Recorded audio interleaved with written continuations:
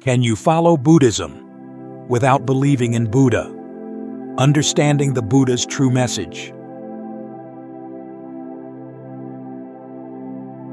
The Buddha's rejection of blind belief, finding your own way.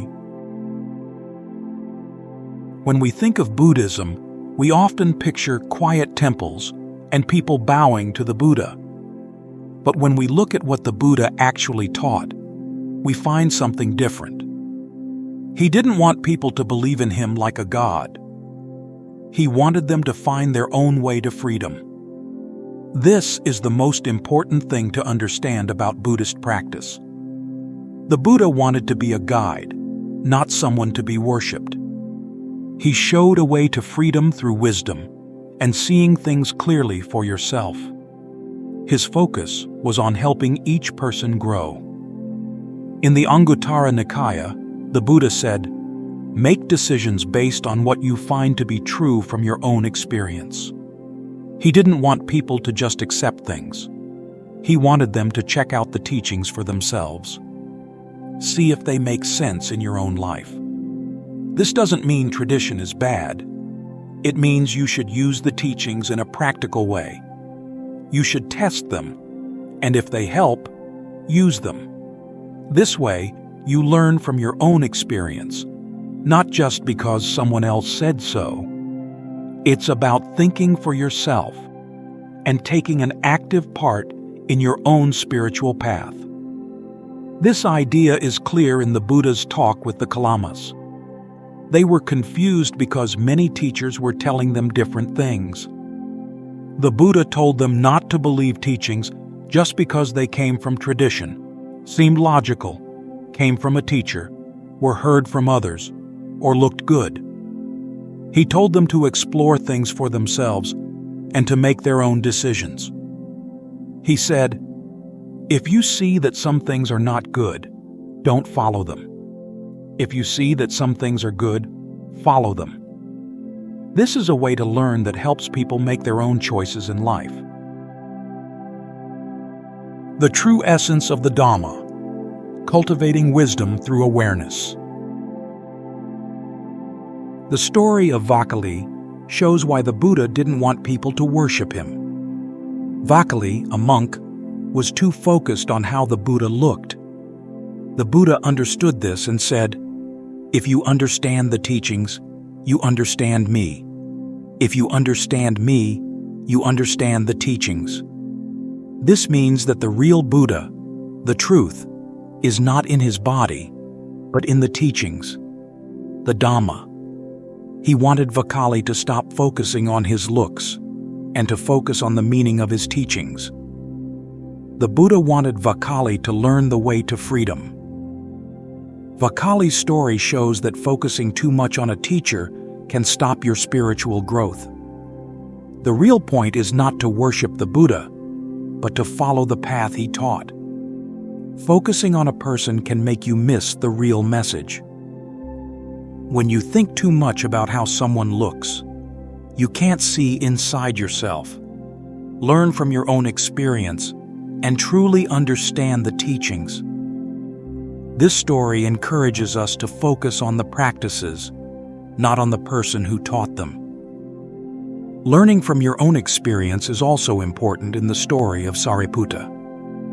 He was one of the Buddha's main followers. Sariputta's first experience with Buddhism was not a big event, but a simple verse he heard from another monk. This wasn't about worship. It was about how the teaching made sense to him. Sariputta didn't become a follower because of faith. He was moved by the meaning and reason of the teachings. This shows that Buddhism wants people to learn through their minds and through their own understanding. Both are equally needed. Many people today are using Buddhist ideas in a secular way, without religious beliefs. They find that things like meditation and being mindful help them in their lives. This shows that Buddhist ideas are useful, even if you don't have religious beliefs. These teachings help with being calm, wise, and kind. They are useful for everyone. Some people like secular Buddhism because it's based on reason and your own experience, not just on faith. It's different from traditional Buddhism because it often focuses on being good and doing things practically, without religious rules or belief in the supernatural. It is important to see the difference between respect and worship. Buddhists show respect to the Buddha by bowing. This isn't worship. It's a way of being thankful for the guidance and the path he showed. The goal is to honor the teachings. The Buddha said he wasn't a god. He was a human who became free through his own hard work. He did not want to be seen as a god. He showed that everyone has the ability to become free through their own actions. This is what the teachings are about. When we have confidence based on our own understanding, experience, and self-awareness. Faith with understanding. For example, someone who prays to a statue to get rich is practicing worship, hoping for help from the outside. Someone who meditates to understand their own mind is practicing the teachings and learning inner wisdom. This shows the difference between looking outside for help and learning from within. Through the practice, we develop wisdom and see the world clearly, through both reason, understanding the teachings, and inner awareness, gaining a deeper knowledge through our own experience. Buddhist practice, therefore, balances understanding the teachings with reason and learning through our own experience, which helps us to gain self-awareness. Both ways of understanding are essential and support each other on the path to freedom. The real goal: less suffering, more understanding. The central message in Buddhism isn't about believing in the Buddha as a divine figure. It's about understanding and reducing suffering. The Buddha taught that life, by its very nature, includes suffering, but that we have the ability to find freedom from it. His practices are all designed to guide us toward this freedom. It's not about blind acceptance. It's about actively finding ways to live a happier, more peaceful life by understanding the causes of our pain and acting on that understanding. The story of Sunita, the street sweeper, powerfully demonstrates that our social status or circumstances are not barriers to spiritual awakening. Sunita's job, seen as very low and unclean in his society, placed him at the bottom of the social ladder. Yet, despite these circumstances, he was deeply drawn to the Buddha's teachings. One day, as the Buddha was walking past, Sunita, with great humility, stepped aside to allow him passage. Seeing the sincerity in Sunita's heart, the Buddha spoke to him, offered him guidance, and invited him to join the monastic community. Sunita, with diligent practice and unwavering dedication, ultimately achieved enlightenment. The Buddha taught that anyone can become free from suffering by following the path, regardless of their background or social standing. It's not about what we possess or how others view us, but about the quality of our actions and the depth of our commitment. Sunita's journey is a powerful testament to the fact that practice is accessible and transformative for everyone, emphasizing that dedication to the teachings is far more significant than any specific belief. The Buddha's encounter with Bahiya also showcases how Buddhism emphasizes simple, direct observation as a pathway to understanding. Bahiya, a seeker of truth, was renowned for his sincerity and eagerness to learn. He sought out the Buddha, wanting to understand the path to liberation. Instead of giving Bahiya a complex or intellectual teaching, the Buddha gave him a very simple, practical instruction. He said to Bahiya, "In what is seen, there must be just the seen. In what is heard, there must be just the heard. In what is sensed, there must be just the sensed. In what is thought, there must be just the thought. The Buddha wasn't asking Bahiya to ignore his senses or thoughts. He was inviting Bahiya to be fully present with them, to experience them without adding any judgments, opinions, or interpretations. By simply observing without adding our stories to it, we step out of our usual patterns of reaction and find the peace that comes from clear seeing. This teaching is a powerful reminder of the importance of being fully present, witnessing the world without the filters of our preconceived ideas. These stories together highlight that the essence of the path is in the practice, not in rigid beliefs. The core of Buddhist practice involves understanding the origins of suffering and altering our behavior to alleviate that suffering. The focus is on actively working to reduce suffering both for ourselves and for all beings. This path is open to anyone who chooses to walk it, regardless of their beliefs or background. The path to your own understanding. Becoming your own light.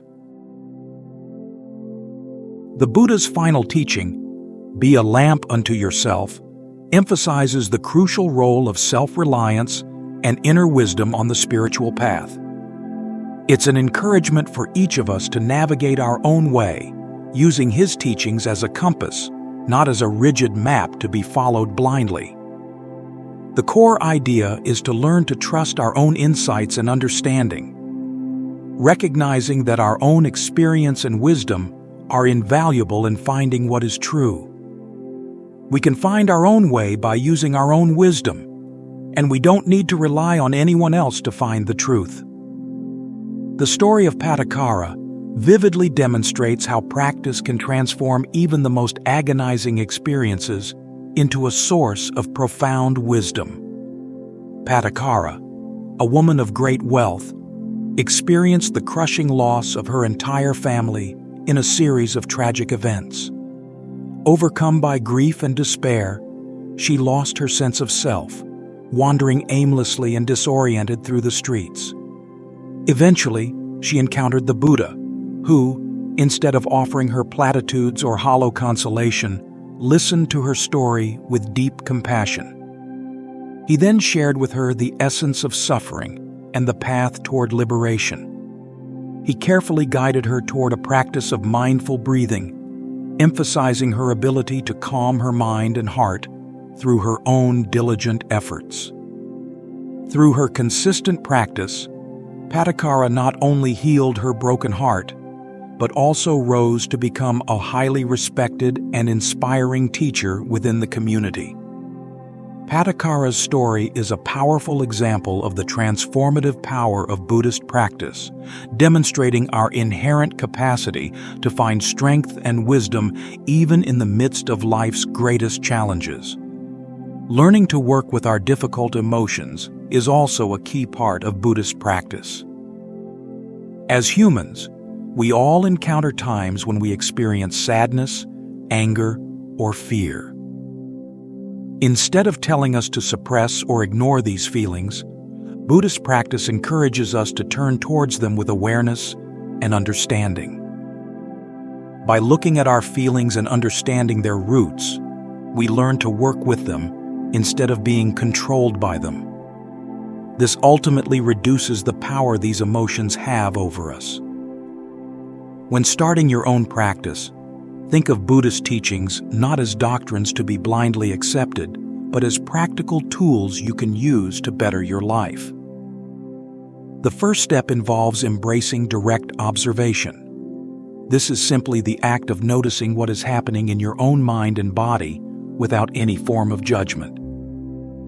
For example, when you're stuck in traffic, instead of getting angry and frustrated, you can practice simply observing the tension in your body, the thoughts that arise, and the emotions that come and go without being carried away by them. The idea is to see things as they are, without letting emotions take control. By simply observing our reactions and feelings in everyday situations, you gain a better understanding of how you react to different situations. Another crucial step is to put the teachings into practice in your own life and see what happens. For example, if you are learning about the importance of kindness, you can try being kinder in a specific situation. Let's say you have a coworker who consistently misses deadlines, causing extra work for the team. Your first instinct might be to criticize him, complain about him to other coworkers, or even lash out during a meeting. That reaction is likely to make you and him feel worse. But putting the Buddhist teaching of kindness into action, you might choose a different approach.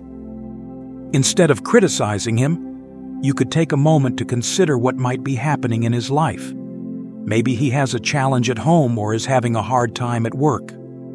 You could offer to assist him, ask if there is anything you can do to help lighten his workload, or offer words of support and encouragement. You might choose to speak to him in private rather than publicly, showing him the compassion you'd like to receive. By choosing this path, you are putting the teaching of kindness into practice and seeing how it can change a negative situation into a positive one. Or, if you're learning about mindfulness, you could try bringing more awareness to your daily activities like washing dishes or eating, noticing each action with more attention. As you experience the practical effects of these teachings in your daily life, you build a deeper understanding that goes beyond mere intellectual knowledge.